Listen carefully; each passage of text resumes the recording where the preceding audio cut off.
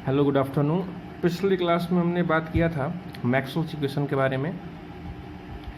4 Maxwell's equation जो थे अपने पास, हमने देखा कि उनका क्या सिग्निफिकेंस है और कैसे डिराइव होते हैं। और जो चौथा मैक्सवेल्स इक्वेशन था उसमें हमने देखा कि कैसे एम्पियर सर्किटल लॉ में मॉडिफिकेशन करने के बाद हमें मिला वो। अब नेक्स्ट टॉपिक हमने बोला था कि पॉइंटिंग थ्योरम या पॉइंटिंग वेक्टर पढ़ेंगे। फर्स्ट ऑफ ऑल मैंने पहले ही बोला था कि जितने भी आगे के टॉपिक्स पढ़ेंगे इलेक्ट्रोमैग्नेटिक वेव में वो टोटली मैक्सवेल्स इक्वेशन के यूज से ही पढ़ेंगे। तो अपने पास जो 4 मैक्सवेल्स इक्वेशन है एक बार फिर से लिख लेते हैं।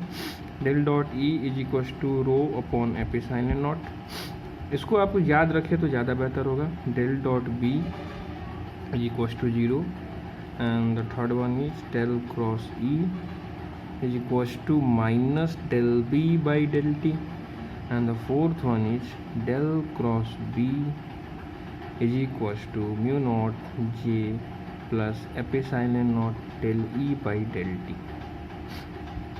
पिछले क्लास में हमने देखा था कि ये चारों के चारों मैक्सवेल्स इक्वेशन इजीली कैसे ड्राइवेबल है। अब बात करते हैं पॉइंटिंग थ्योरम की। सब फर्स्ट ऑफ ऑल पहले हम क्या करते हैं कि यहाँ जो थर्ड इक्वेशन है, जो मैक्सवेल्स का थर्ड इक्वेशन है अपने पास, del cross E equals to minus W by del t. अगर इस वाले इक्वेशन में हम बी इलेक्ट्रिक फील्ड यहाँ है तो मैग्नेटिक फील्ड के साथ डॉट प्रोडक्ट लेते हैं। तो अगर हम फ्रॉम इक्वेशन 3 हम अगर लिखना चाहें B dot del cross E, okay, B dot del cross E, तो यहाँ क्या होगा minus del B by del T dot B. अच्छा एक मिनट, अगर इसको हम लिखें del by del T of B square या फिर B dot B, del by del T और बी डॉट बी, तो यू इंटू बी पे इसका डिफ्रेंशिएशन अगर करें तो B as it is and second function का derivative del B by del t, फिर प्लस फर्स्ट फंक्शन का derivative del B by del T और B as it is.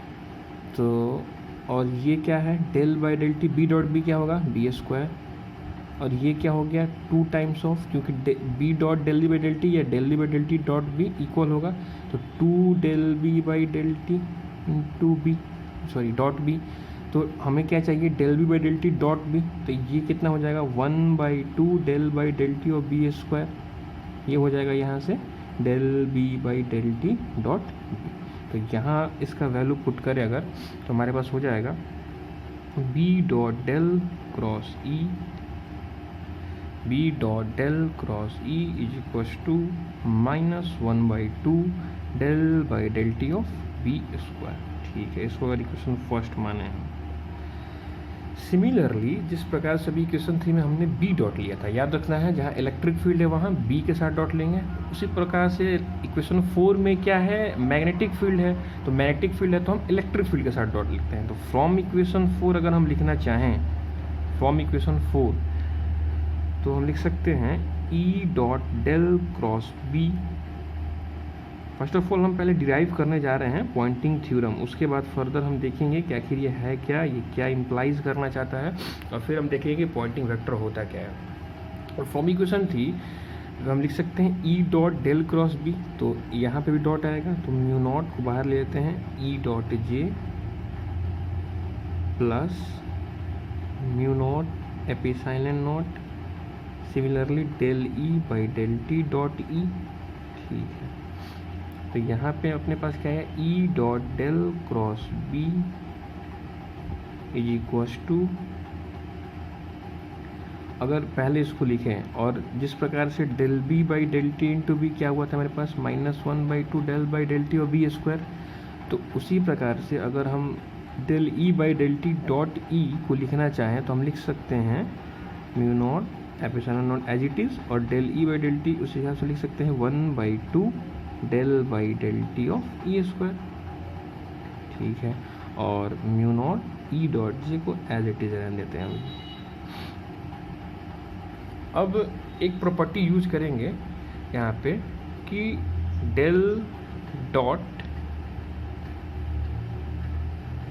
A cross B, अगर कोई वेक्टर का क्रॉस प्रोडक्ट का divergence लेते हैं तो वो होता है del dot A cross B जो आपके पास है, तो वो होता है B dot del cross A plus A dot del cross B. इस प्रॉपर्टी को हम ध्यान रखते हुए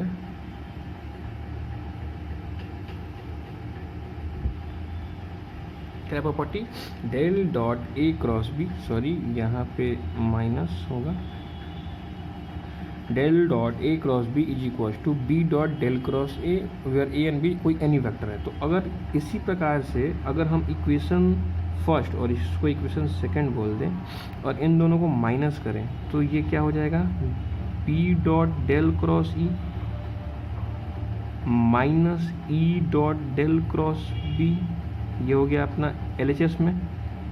और इधर क्या हो जाएगा, -1/2 del by del T of B square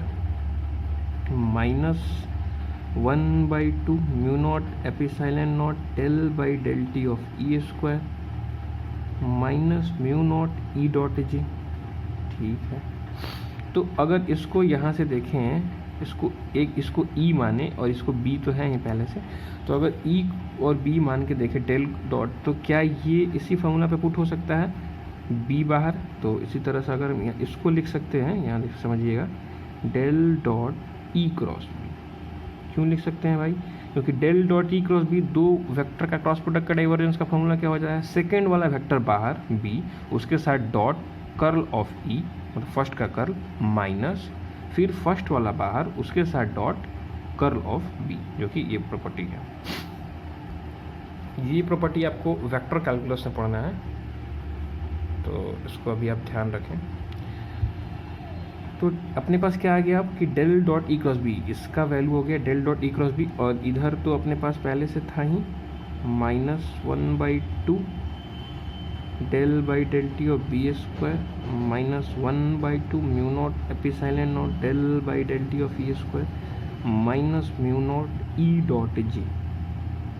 अगर म्यू नॉट से डिवाइड करते हैं दोनों तरफ तो अपने पास क्या आएगा, del dot E cross B upon mu naught is equal to, यहाँ क्या हो जाएगा, -1/2 upon mu naught del by del T of B square -1/2 epsilon naught del by del T of E square. Mu naught से divide की mu naught cancel हो गया, यहाँ भी म्यू नॉट कैंसिल हो गया, ये बचा ई डॉट जे, ई डॉट जे।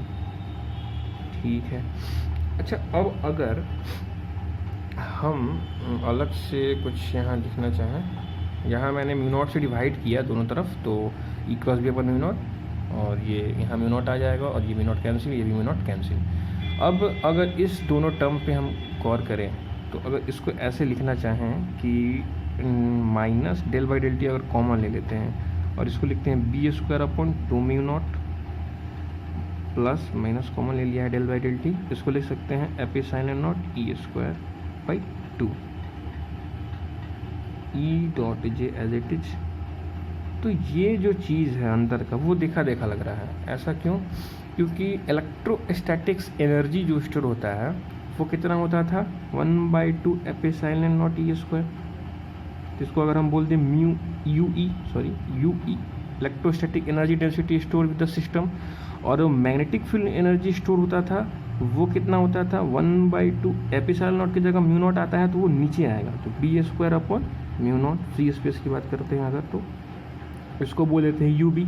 तो अगर मैं यहाँ पे पुट करूँ del by del T of U B plus U E, यानी कि electrostatics energy stored with the field and the magnetostatics energy stored with the field. जाहिर सी बात है कि इलेक्ट्रोमैग्नेटिक वेव पढ़ रहे हैं हम लोग, तो उसमें इलेक्ट्रिक फील्ड भी होगा, मैग्नेटिक फील्ड भी होगा, तो दोनों में एनर्जी स्टोर होना चाहिए। आखिर आगे चल के हमको पता चलेगा कि ये हुआ क्यों ऐसा, माइनस ई डॉट जे क्या एज इट इज़ लिख देते हैं, और इधर तो अपने पास LHS चल ही रहा था, del dot E cross B upon mu naught del dot E cross B upon mu naught. Okay ठीक है भाई, यहाँ तक पहुँच गया, ज़्यादा कोई बड़ी बात नहीं थी। क्या क्या कि थर्ड मैक्सवेल्स इक्वेशन में हमने इलेक्ट्रिक फील्ड था तो बी के साथ डॉट ले लिया दोनों तरफ, और फोर्थ वाले में मैग्नेटिक फील्ड था तो ई के साथ डॉट ले लिया, और एक प्रॉपर्टी लगा के यहाँ तक पहुँच चुके हैं। अब मैंने पिछले लेक्चर में बताया था कि शायद मैंने बताया था कि डेल डॉट कोई अगर वेक्टर है, अगर ए बोले तो इसका वैल्यू कितना होता था, अगर ए dot small area D A, अगर ये सरफेस इंटीग्रल है गॉस डाइवर्जेंस थ्योरम से और इसको हमको वॉल्यूम इंटीग्रल में ले जाना था, तो हमें क्या करना होता था कि इस वेक्टर का डाइवर्जेंस ले लेना होता था, तो वो वॉल्यूम इंटीग्रल में आ जाता था। सही बात है।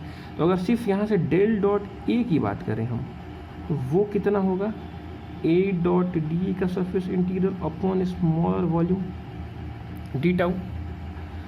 गॉस डाइवर्जेंस थ्योरम क्या बोलता था कि कोई भी अगर वेक्टर सरफेस इंटीग्रल से हमको वॉल्यूम इंटीग्रल में ले जाना हो तो उस वेक्टर का डाइवर्जेंस ले लेंगे तो वो वॉल्यूम इंटीग्रल में कन्वर्ट हो जाता है। अच्छा भाई, अब यहाँ से अगर डेल डॉट ए की बात करें तो वो कितना हो जाएगा, ए डॉट डी ए अपॉन डी टाउ। तो सिमिलरली अगर यहाँ पे इस पूरे वेक्टर को ई क्रॉस बी पर म्यू नॉट को एक वेक्टर ट्रीट करें, म्यू नॉट तो खैर कॉन्स्टेंट है, ई क्रॉस बी को एक वेक्टर ट्रीट करें, तो यहाँ पे डेल डॉट कुछ वेक्टर टाइप का है, तो उस हिसाब से हम लिख सकते हैं उस वेक्टर का surface integral upon smaller volume. तो अगर हम इसको लिखना चाहें तो ऐसे लिख सकते हैं, E cross B upon mu naught, ये एक वेक्टर हुआ, इसका एक इंटीग्रल सरफेस इंटीग्रल, इसी को तो फिर वॉल्यूम इंटीग्रल में ले जाना होगा, तो इसका डॉट ले लेंगे, अपॉन डी टाउ भी आएगा क्योंकि यहाँ पे है, तो अपॉन डी टाउ जो आया उसको इधर भेज देते हैं, तो इधर अपने पास क्या आ जाएगा, वॉल्यूम इंटीग्रल। सही बात है।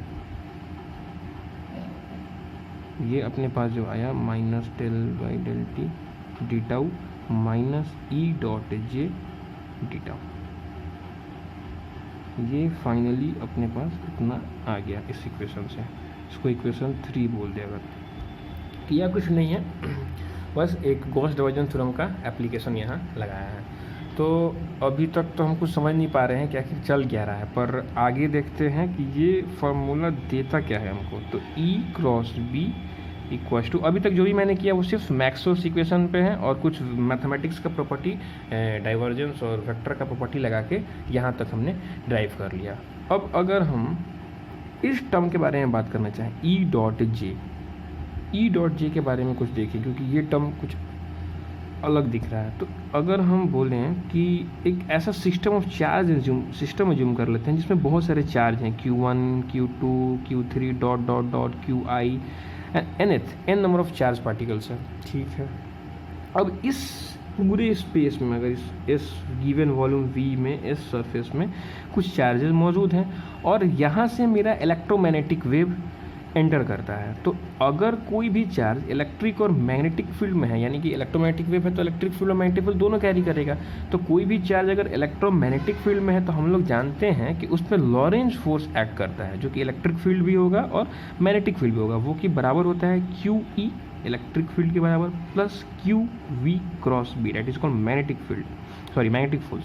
इलेक्ट्रिक फोर्स भी लगता है और मैग्नेटिक फोर्स भी लगता है, लॉरेंज फोर्स बोलते हैं उसको, अगर कोई भी चार्ज पार्टिकल इलेक्ट्रोमैग्नेटिक फील्ड में रहे या फिर मूव करे।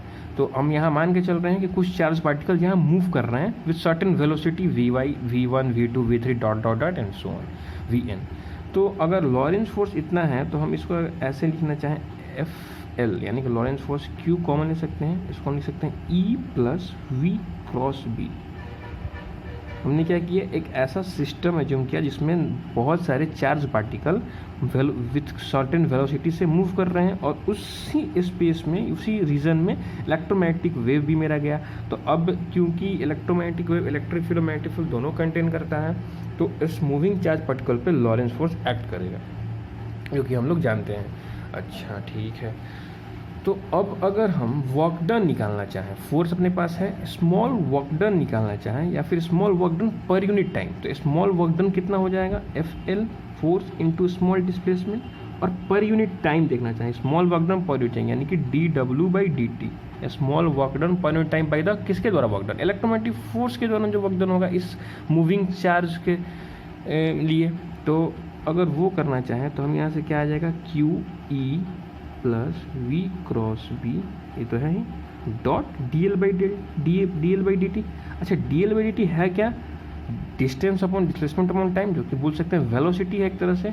तो ये जो rate of small work done आया इलेक्ट्रोमैग्नेटिक फोर्स फील्ड के द्वारा, वो कितना आ गया, QE डॉट, इसको V लिखें तो E dot V plus v dot v cross v. अच्छा ये तो जीरो हो जाएगा क्योंकि स्केलर टेबल प्रोडक्ट से पिछले बार भी ऐसा कुछ आया था, तो हमने किया था डाइवर्जेंस टाइप का आया था कुछ ऐसा, del dot del cross A. तो इस तरह से हमने बोला था कि इसको स्केलर टेबल प्रोडक्ट माने अगर, तो डेल डेल ए, तो दो सिमिलर आ जाता है जब स्केलर टेबल प्रोडक्ट में, तो उसका वैल्यू जीरो हो जाता है। तो उसी तरह से अगर v dot v cross B की बात करें, तो अगर इसको स्केलर टेबल प्रोडक्ट की तरह ट्रीट करें तो वी वी बी, तो दो कॉमन आया, मतलब दो सेम आया, तो यहाँ जीरो। वैसे भी अगर आप देखें तो v क्रॉस v के हमेशा परपेंडिकुलर डायरेक्शन में होगा, और उसका कंपोनेंट cos 90 हमेशा क्या होगा, जीरो। तो इसके ऐसे v dot v cross B को ऐसे ही सोच सकते हैं कि हमेशा जीरो होगा। क्यों? क्योंकि अगर सपोज करते हैं v इधर है, b इधर है, तो v क्रॉस b इधर आया इधर, और v क्रॉस b जो इधर आया k कैप के डायरेक्शन में, और v अपना इधर था, v क्रॉस b कहाँ आया, इधर, और v क्रॉस b ऊपर आया, और उसका कंपोनेंट हम लेना चाहते हैं डॉट प्रोडक्ट v के साथ। तो एंगल दोनों के बीच में कितना है, v क्रॉस b, एक कोई वेक्टर है v, और उसके साथ जो v के साथ एंगल जो बना रहा है v क्रॉस b, वो कितना बना रहा है, 90 डिग्री, तो cos 90 जीरो। तो उस प्रकार से v dot v cross B भी कितना हो जाए, जीरो। अच्छा, तो small work done per unit time जो आया वो अब कितना आ गया हमारे पास, ये टर्म तो जीरो हो गया, तो बचा कितना, सिर्फ q E dot v. Okay, q E dot v हम इस टर्म को लेना चाह रहे हैं, इस टर्म को हम जानना चाह रहे हैं। अच्छा, क्यू ई डॉट वी तक पहुंच चुके हैं, ठीक है। अब थोड़ा आगे देखते हैं इसको।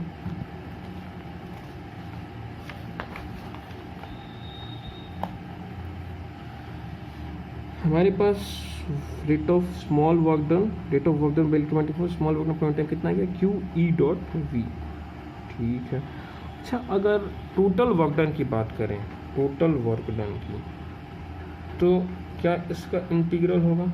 हाँ। अच्छा, अगर रो को हम लिखें सरफेस चार्ज डेंसिटी, तो rho d tau equals to d Q, पिछले लेक्चर में भी हमने ऐसा किया था। तो rho is the surface sorry volume charge density, charge per unit volume, तो वो स्मॉल चार्ज को हम रो डी टाउ लिख सकते हैं। तो अगर हम यहाँ लिखें कि Q की जगह हम लिखना चाहें रो डी टाउ और E डॉट वी, तो इसको अगर बेहतर होगा ऐसे लिखें रो E डॉट वी ऐसे और डी टाउ, ये आ गया, और यही हो जाएगा टोटल वर्क डन। क्योंकि ये जो स्मॉल वर्क डन था, एक तरह से देखिए तो ये स्मॉल चार्ज किसी पर्टिकुलर चार्ज के लिए हमने किया।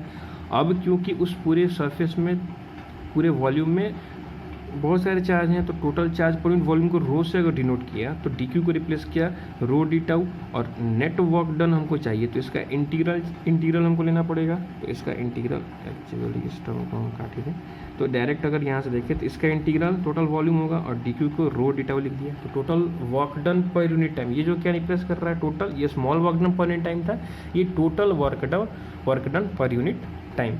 अच्छा, per unit time total work done इतना है। अच्छा, ठीक है। तो अगर हम इस टर्म की बात करें, अगर डॉट प्रोडक्ट को हम ऐसे लिख सकते हैं ई रो, ई डॉट रो को अंदर ले लेते हैं रो वी इंटू डी टाउ। अब हम देखते हैं कि रो वी क्या है। अच्छा, अगर कोई एक ऐसे मान लेते हैं सिलिंड्रिकल सरफेस है, इसमें ए एरिया है, इसका आई करंट है अपने पास, तो अगर करंट डेंसिटी जे है तो वो कितना होगा, आई अपॉन एरिया, ठीक है, J equal to I upon area. अच्छा, अब अगर हम रो की बात करें, रो, तो रो कितना होगा अपने पास, तो रो होगा, हाँ sorry, J equal to I upon area हो गया। तो अगर हम रो की बात करें, रो क्या होता है, charge per unit volume, Q upon volume, volume को क्या लिख सकते हैं, एरिया इनटू लेंथ। हाँ, तो रो अपॉन वॉल्यूम, इसको लिख सकते हैं एरिया इनटू लेंथ। इसके साथ वेलोसिटी का मल्टीप्लिकेशन करते हैं, वेलोसिटी क्या होता है, डिस्प्लेसमेंट अपॉन टाइम, ये लेंथ कट गया, तो रो अपने पास आया कि रो इंटू वी, अब कितना आ गया, Q upon area into time, ठीक है। जे कितना है, आई अपॉन ए, अच्छा आई अपॉन ए, ठीक है। आई को क्या लिख सकते हैं, del Q by del T into A, तो del Q by del T into A, ठीक है। तो ये रो वी जो आया अपने पास, रो वी का वैल्यू कितना आया, अगर इसको स्मॉल चार्ज ही हम बोलें तो एक तरह से ये भी डेल क्यू और स्मॉल टाइम डेल टी के लिए है, क्योंकि अगर डेल टी टाइम में small charge del q flow कर रहा है किसी क्रॉस सेक्शन एरिया ए से, तो current density del Q by del t यानी करंट पर यूनिट एरिया यानी कि del Q by del T into area, और रो होता है charge per unit volume. Small volume की बात करें तो वॉल्यूम को लिख सकते हैं एरिया इंटू लेंथ। अब रो इंटू वी कैलकुलेट करना था तो वी से मल्टीप्लाई किया तो length upon time, velocity equal to displacement upon time. तो अपने पास सॉल्व करके आया कितना, rho into V equal to del Q by area into time, जो कि सेम आ रहा है जो जे के बराबर है। यानी कि हमको क्या पता चला कि रो भी जो है इक्वल टू जे होता है। इसको डायरेक्ट याद भी रखेंगे हम कि रो इंटू वी का वैल्यू जे होता है। डायरेक्ट कभी कभी क्वेश्चन में पूछ देता है, इसलिए हम याद रखेंगे कि रो इंटू वी का वैल्यू जे होता है। तो अगर हम यहाँ पे E dot rho into V का वैल्यू जे पुट करें तो E dot J d tau का volume integral equals to total work done, जो कि ये है क्या एक्चुअली, टोटल वर्क डन ये है क्या, work done per unit time, total work done per unit time, वही तो डब्ल्यू है। अगर इसको हम कैपिटल डब्ल्यू माने, ये एक स्मॉल डब्ल्यू, ये del W by del T, rate of work done, rate of total work done by electromagnetic wave अपने पास कितना आ गया, E dot J d tau. अच्छा, पहले हमने क्या निकाला था, लेट्स मी क्लियर यू, कि इक्वेशन थर्ड तक हम जब पहुंचे थे तो यहाँ पे लाके हमने ड्रॉप किया था इसको कि E cross B d A equal to minus del by d T. ये दोनों टर्म के बारे में हमने डिस्कस कर लिया था, ये टर्म नया था हम लोगों ने, पर ये भी हम लोगों ने निकाल लिया कि ई डॉट जे डी टाउ जो है वो rate of work done by the electromagnetic wave है। अच्छा, तो अगर इसमें इस इक्वेशन में हम पुट करें, इस इक्वेशन में हम अभी जो निकालें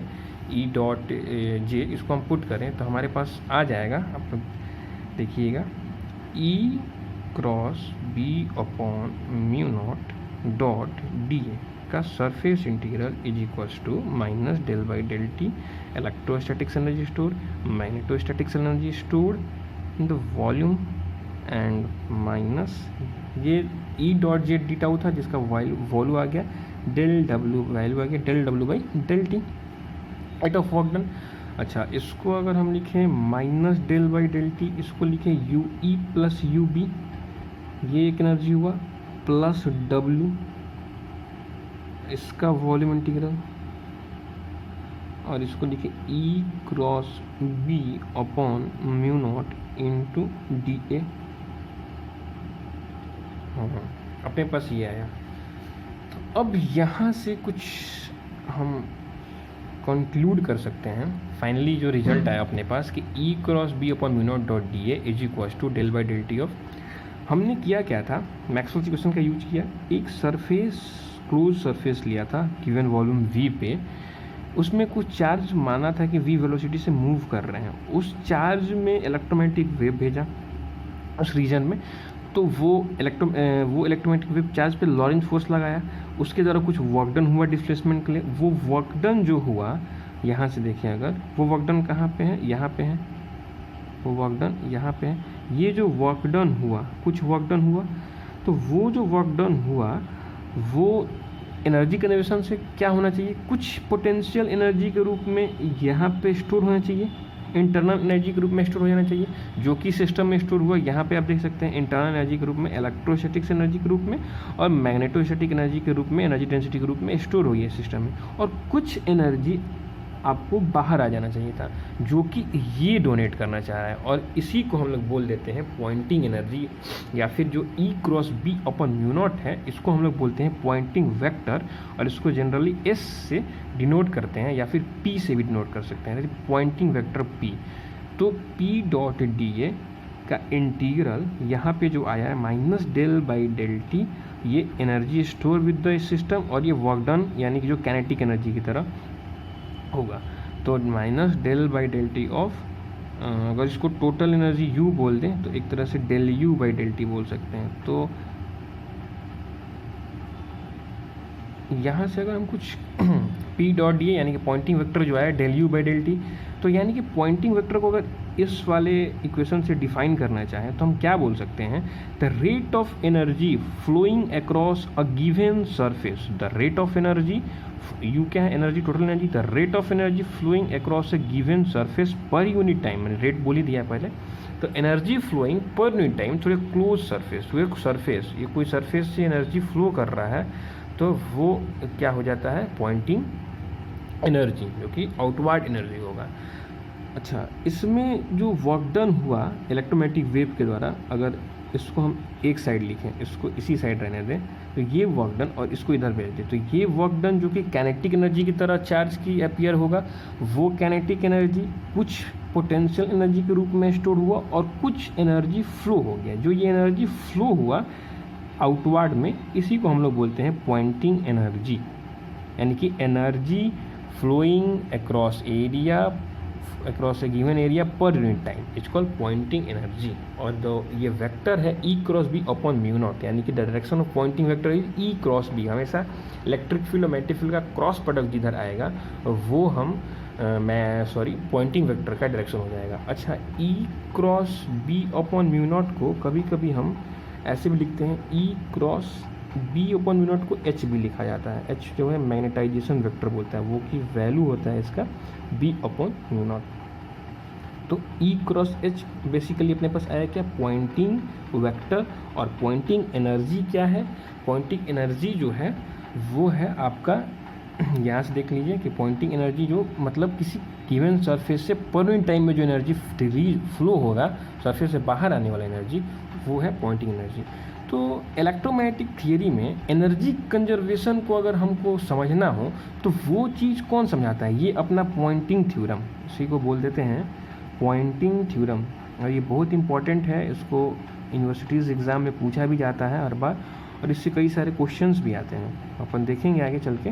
पर अभी ये इतना समझिए कि इसको बोलते हैं पॉइंटिंग थ्योरम, यानी कि ये टोटली क्या इलेक्ट्रोमैग्नेटिक थियरी में, यानी इलेक्ट्रोमैग्नेटिक वेव या इलेक्ट्रोमैग्नेटिक थियरी में हमको ये एनर्जी कंजर्वेशन इम्प्लाइज कर रहा है। ये यही कहना चाहता था कि अगर कोई भी इलेक्ट्रोमैग्नेटिक वेव किसी रीजन में मौजूद हो, वहाँ कुछ चार्ज हो जो कुछ वेलोसिटी से चल रहा है, तो उस पर वर्क डन होगा इलेक्ट्रोमैग्नेटिक फोर्स के द्वारा।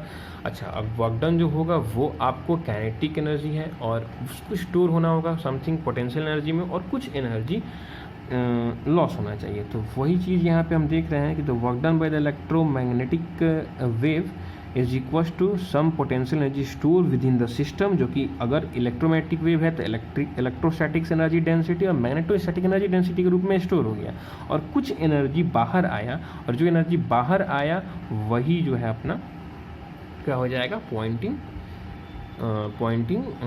वेक्टर या पॉइंटिंग एनर्जी। ठीक है, तो इसका हम नॉर्मली एक बार फिर से देख लें कि किया क्या था। अपना 4 बेसिक मैक्सवेल्स इक्वेशन जो हमारे पास थे, उनके हिसाब से हमने 4 बेसिक मैक्सवेल्स इक्वेशन के हिसाब से हमने थर्ड और फोर्थ, यानी कि del cross C equals to minus del U by del T और del cross B equals to mu naught J plus epsilon naught del U by del T को use किया, और उससे फर्दर हमने यहाँ तक डिराइव किया था। और फिर इस टर्म के बारे में जब हमने आगे देखा तो ये टर्म जो निकल के आया वो work done, rate of work done by the electromagnetic wave आ गया। अच्छा, अगर हम बात करें इफ़ टोटल ये यू यहाँ जो फाइनली आया हमारे पास कि Poynting P dot d A is equal to minus del U by del t, अगर यू पॉजिटिव हो, एनर्जी अगर पॉजिटिव हो तो ये वैल्यू निगेटिव आ जाएगा, ये वैल्यू नेगेटिव आएगा, ठीक है। और अगर यू नेगेटिव हो तो ये पॉइंटिंग एनर्जी क्या आएगा, पॉजिटिव आएगा। यहाँ से क्या समझ में आ रहा है कि अगर एनर्जी टोटल एनर्जी इनसाइड में डिक्रीज है, यानी कि बाहर आने वाला एनर्जी पॉजिटिव होगा, यानी कि एनर्जी बाहर निकल रहा है तभी तो अंदर का एनर्जी कुछ डिक्रीज हो रहा है। तो U नेगेटिव आ रहा है, इसका मतलब पॉइंटिंग एनर्जी को पॉजिटिव आना चाहिए, जो कि हम यहाँ से देख सकते हैं कि जब हम U का वैल्यू नेगेटिव रखेंगे तो हमारा पॉइंटिंग एनर्जी जो आएगा वो हमेशा पॉजिटिव आएगा। तो ये इम्प्लाइज कर रहा है कि अंदर में जो है वो एनर्जी डिक्रीज करेगा या फिर इंक्रीज करेगा। अगर एनर्जी अंदर में इंक्रीज कर रहा है तो यहाँ से हमको पता चलेगा कुछ एनर्जी सिस्टम में आ रहा है। तो अगर सिस्टम में एनर्जी इंक्रीज कर रहा है और कुछ एनर्जी बाहर से आ रहा है तभी इंक्रीज करेगा। तो अगर U का वैल्यू पॉजिटिव है तो P डॉट डी ए नेगेटिव आएगा, आना भी चाहिए, क्योंकि जब U पॉजिटिव है यानी कि अंदर एनर्जी आ रहा है, और और u अगर पॉजिटिव है तो एनर्जी अंदर से बाहर बाहर से अंदर आ रहा है। तो इसका मतलब ये है कि कन्वर्जिंग जो पॉइंटिंग एनर्जी है वो कन्वर्ज कर जा रहा है सिस्टम में। तो अगर कन्वर्ज कर रहा है तो हमने देखा था कि उसका वैल्यू डाइवर्ज करता था तो पॉजिटिव होता था, कन्वर्ज करता है तो हमेशा वैल्यू क्या होता है उस वेक्टर का, नेगेटिव होना चाहिए था, जो कि यहाँ पे हो जाएगा। बेसिकली यहाँ से ये समझना है कि ये नेगेटिव साइन शो क्या करना चाहता है। ये तो टोटल एनर्जी हो गया इनसाइड द सिस्टम, जो कि काइनेटिक एनर्जी था, और पोटेंशियल एनर्जी जो स्टोर वो total energy of the system हुआ। तो अगर सिस्टम का एनर्जी डिक्रीज कर रहा है, यानी कि एनर्जी फ्लो कर रहा है कुछ सिस्टम से बाहर, तो अगर एनर्जी फ्लो कर रहा है तो इस रूप में आउटवर्ड जाएगा, यानी कि डाइवर्ज करेगा, और डाइवर्ज करेगा तो पॉजिटिव वैल्यू आना चाहिए था। तो u का वैल्यू जब यहाँ नेगेटिव होगा तो ये वैल्यू पॉजिटिव आएगा। अच्छा, अगर हम इसको ऐसे देखें कि अब सिस्टम के अंदर एनर्जी इंक्रीज कर रहा है, इंक्रीज तभी करेगा जब बाहर से एनर्जी आएगा, यानी कि एनर्जी सिस्टम में फ्लो कर रहा है, तो यानी कि कन्वर्ज कर रहा है, और जब कन्वर्ज करता है तो डाइवर्जेंस का वैल्यू हमेशा क्या आना चाहिए, नेगेटिव आना चाहिए। तो यहाँ से हम देख सकते हैं कि जब u पॉजिटिव हो रहा है तो ये पॉइंटिंग एनर्जी नेगेटिव हो रहा है, और जब u नेगेटिव हो रहा है तो पॉइंटिंग एनर्जी पॉजिटिव हो रहा है। तो यहाँ से ये हो गया, इसको ध्यान रख सकते हैं। अच्छा, अगर यूनिट की बात करें पॉइंटिंग एनर्जी की, तो वो क्या है, पॉइंटिंग वेक्टर की अगर बात करें तो वो है क्या, energy per unit time per unit area, that is called Poynting energy या फिर पॉइंटिंग वेक्टर। तो पॉइंटिंग वेक्टर का जो यूनिट है energy per unit time per unit area, यानी कि जूल पर सेकेंड मीटर स्क्वायर। और अगर हम इसको लिखें तो एनर्जी पर यूनिट टाइम क्या होता है, power. Energy per unit time क्या होता है, पावर, यानी कि वाट पर मीटर स्क्वायर। और अगर हम इंटेंसिटी की बात करें तो इंटेंसिटी का भी क्या होता है, energy per unit area per unit time, यानी कि वाट अपॉन मीटर स्क्वायर। तो यहाँ से हम एक और चीज़ कंक्लूड कर सकते हैं कि जो पॉइंटिंग एनर्जी है बेसिकल इसका जो वैल्यू है पॉइंटिंग वेक्टर का वो इंटेंसिटी के बराबर है। यूनिट अगर बराबर है तो इंटेंसिटी के बराबर है। इंटेंसिटी भी यही शो करता है कि energy flowing per unit area per unit time, इसको इंटेंसिटी। और पॉइंटिंग वेक्टर का भी जो वैल्यू आया यहाँ से energy flowing per unit time per unit area. तो यहाँ से हम यही बोल सकते हैं कि पॉइंटिंग वेक्टर जो है वो इंटेंसिटी के बराबर होगा। तो इसका मतलब अगर हम सिंपल सा एक एग्ज़ाम्पल दें कि अगर कोई पॉइंट सोर्स हमारे पास है जो कि जो कि p वाट का पावर है, इसके पास पॉइंट सोर्स है, इमिट कर रहा है लाइट, इसका स्फेरिकल वेव फ्रंट बनेगा क्योंकि पॉइंट सोर्स है। अच्छा, जब इसका स्फेरिकल वेव फ्रंट बनेगा और हम इस पॉइंट पे बात करें तो अगर ये डिस्टेंस r है तो इस पॉइंट पे अगर हम इंटेंसिटी की बात करें तो हम क्या लिखते थे कि पावर अपॉन डिस्टेंस तो अपॉन एरिया, यानी कि 4πr²। ये लिखते थे ना इंटेंसिटी को, एनर्जी पर यूनिट टाइम यानी कि पावर अपॉन एरिया 4πr²। तो अगर हम पॉइंटिंग वेक्टर की बात करना चाहें तो अगर हम यहाँ से देखें, अगर इस पॉइंट ए पे हम पॉइंटिंग वेक्टर निकालना है, इंटेंसिटी तो इतना है हमको पहले से पता है, लेकिन हम पॉइंटिंग वेक्टर देखना चाहते हैं और हम फिर देखना चाहते हैं क्या इंटेंसिटी और पॉइंटिंग वेक्टर सेम आ जाएगा। तो अगर हम इस पॉइंट पे पॉइंटिंग वेक्टर निकालना चाहते हैं तो अगर इसको हम स्मॉल एरिया मानते हैं तो हम यहाँ से लिख सकते हैं कि S डॉट डी ए,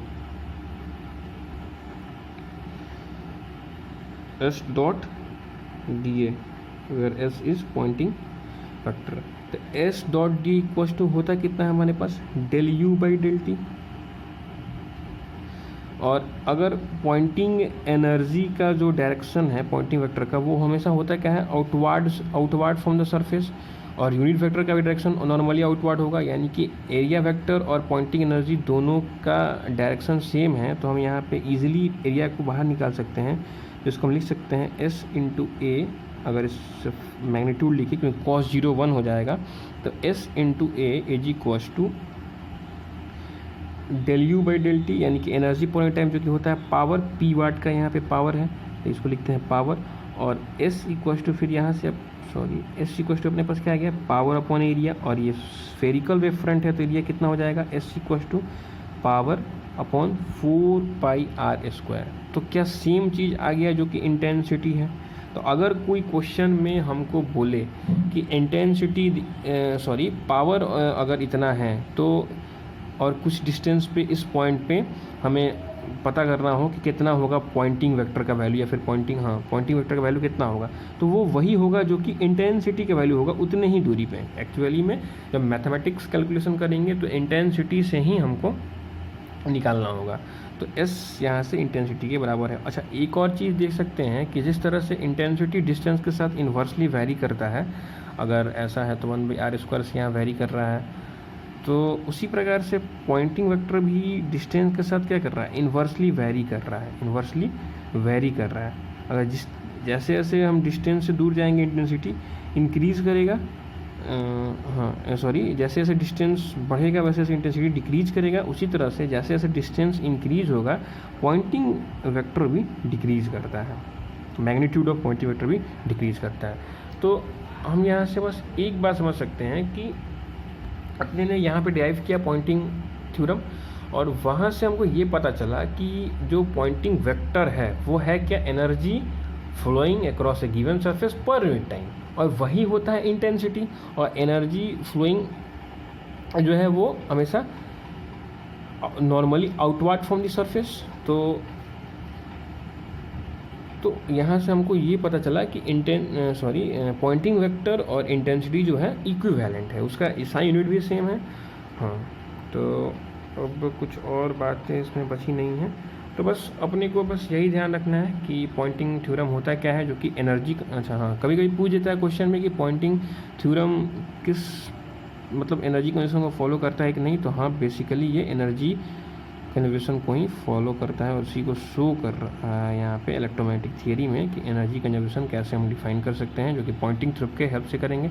पर मेन बात क्या थी कि जो भी चीज़ हमने डिराइव किया वो आया कहाँ से, वही 4 बेसिक मैक्सवेल्स इक्वेशन से कुछ यहाँ पे किया हमने, और उसके बाद जो डिराइव होकर आया वो अपने पास पॉइंटिंग थ्योरम आया। और पॉइंटिंग थ्योरम का है क्या कि एनर्जी कंजर्वेशन बताता है, और जो इसका वैल्यू है वो ∂U/∂T, यानी कि अगर हम P.dA की बात करें तो ∂U/∂T, और यानी कि पॉइंटिंग वेक्टर का वैल्यू की बात करें तो energy flowing per unit time per unit area. तो ये डिफाइन रखना है, और ये इक्विवेलेंट होता है इंटेंसिटी के, क्योंकि इंटेंसिटी भी यही होता है energy per unit time per unit area, energy flowing cross area per unit time. तो अगर क्वेश्चन में कोई डिस्टेंस पे आपसे किसी P पावर के द्वारा पूछना चाहे कि पॉइंटिंग वेक्टर का मैग्नीट्यूड कितना होगा, तो आप यही समझिए कि वो इंटेंसिटी ही पूछना चाह रहा था। आप इंटेंसिटी कैलकुलेट करना जानते हैं, पावर अपॉन एरिया, तो वहाँ से आप अगर इंटेंसिटी निकाल रहे हैं तो सेम वैल्यू हो जाएगा पॉइंटिंग वेक्टर का। ठीक है, फिर आगे फिर अगले क्लास में हम देखेंगे। अभी हमने बात किया मैक्सवेल्स इक्वेशन के बारे में, सेकंड टॉपिक हमने पढ़ा पॉइंटिंग थ्योरम के बारे में। अभी पॉइंटिंग थ्योरम खत्म नहीं हुआ, इस पर पॉइंटिंग वेक्टर के बारे में एक और लंबा चर्चा करेंगे, जिसमें हम पॉइंटिंग वेक्टर के नेचर के बारे में देखेंगे। फिर देखेंगे पॉइंटिंग वेक्टर का डायरेक्शन क्या है। अभी तो हमने ये समझा कि E×B is the direction of Poynting vector, यानी कि इलेक्ट्रिक फील्ड जिधर है, मैग्नेटिक फील्ड जिधर है, उसका क्रॉस प्रोडक्ट जो निकालेंगे वो हमेशा पॉइंटिंग वेक्टर का डायरेक्शन है। ठीक है, अभी हम पॉइंटिंग वेक्टर के मैग्नीट्यूड के बारे में और बात करेंगे, पर अभी के लिए इतना ही। मैक्सवेल्स इक्वेशन और पॉइंटिंग थ्योरम अच्छे से आप लोग डिराइव कर लीजिए, अच्छे से समझ लीजिएगा। कोई डाउट होगा तो कमेंट सेक्शन में पूछ सकते हैं। नेक्स्ट टॉपिक जब हम पढ़ेंगे तो उसमें हम इलेक्ट्रोमैग्नेटिक वेव के बारे में पढ़ेंगे कि इलेक्ट्रोमैग्नेटिक वेव होता क्या है, वो स्पेस में कैसे ट्रैवल करता है, उसका नेचर क्या होता है, और उसका स्पीड की बात करेंगे, क्या कि इलेक्ट्रोमैग्नेटिक वेव का स्पीड कितना होता है। तो आज के लिए इतना ही, थैंक यू।